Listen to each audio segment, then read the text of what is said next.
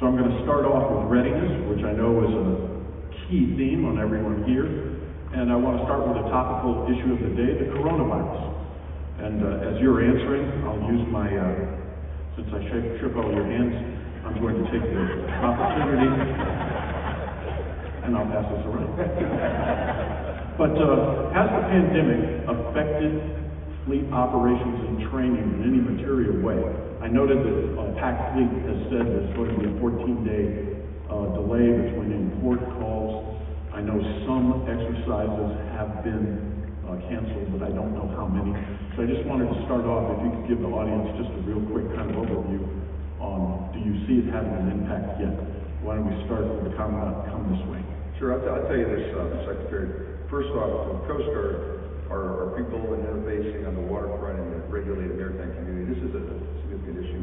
You know, sitting in DHS, this is one of those places where you say, why wouldn't you have a 5th Armed Service, now 5 and 6 Armed Services, maybe in DOD. This is one of those places where it makes perfect sense. You know, we do the arrivals of passengers in the United States, CBP, Customs Border Protection, looks at cargo. So we're intimately involved. About 4,000 ships a month call on the United States, about 750 here in the Pacific. We're screening every one of those ships. So ships that are coming out of China, other than Hong Kong and Macau, you know, if they're coming in 14 days or less at sea, we are keenly scrubbing those lists of crew. We want to make sure who's on board. Passenger vessels that have less than 14 days during that incubation period are being detained at sea. Cargo operations, we're working with shippers, we're working with, if there's a crew member that's identified, you know, we're working with CDC and other local health officials to be on top of that. You know, walking it back into the force, you know, personal protective equipment for our folks, policy, we're starting to get into that realm here as it's becoming an increasingly evolving domestic situation, you know, policies in terms of folks on leave, you know, people got spring break coming up where they want to travel. I think we're deeply involved with this, and being in DHS, this is one of those places where our regulatory rules, I think, sit outside of the Department of Defense, but they're a good fit in DHS, and we partner, you know, outside of a crisis. We work in this theme with Homeland Security, with Health and Human Services, with FEMA on a persistent basis. So I think when an episodic situation like this comes up, we're ready to press in on that. So you know any impact on training or readiness yet? Not significant. So our connections really from the services are up through the department and then the CDC and the World Health Organization. So we're executing through the combatant commanders, and of course, in the United States through the U.S. Movement Command.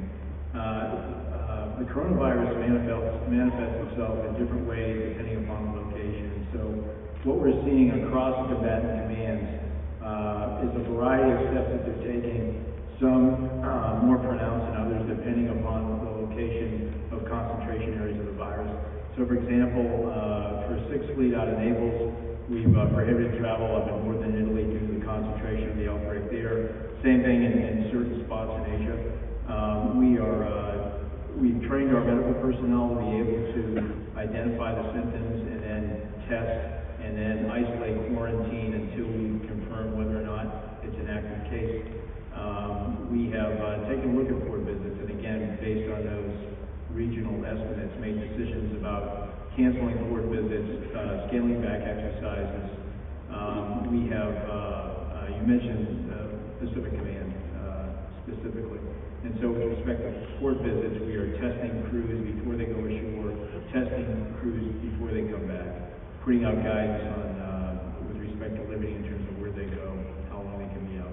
So we're trying to, you know, at this point, obviously we have not contained the virus from the continental United States, and so we're trying to mitigate as best we can given what we know. But at this point, there are no sailors who have contracted the disease. Not at this point. Commandant?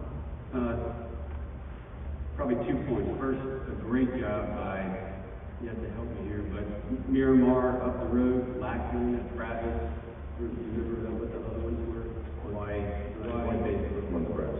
Department of Defense was asked, hey, could you house American citizens or other folks coming back and would be under quarantine? I mean, really quickly, the base commanders, this is where 06 commanders make their money, because it's not going to get solved from Washington, D.C., but the base commanders just knocked it out of the park. Quickly, I made all the arrangements, worked really closely with the interagency on quarantine measures and all that sort of thing. I didn't hear, I don't know about y'all, but I didn't hiccup and all that. I'm sure there were, but that's a tribute to the quality of the base commanders. Outside, I think the biggest impact so far has been on the command post exercise in Korea, which had to be tailored way back because of the spread of the disease. Does that impact readiness? I think that's a great question for General Abrams. You know, he would be the best judge of that. But for us,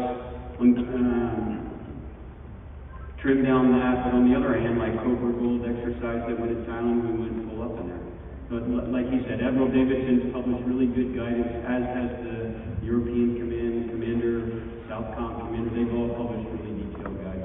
So far,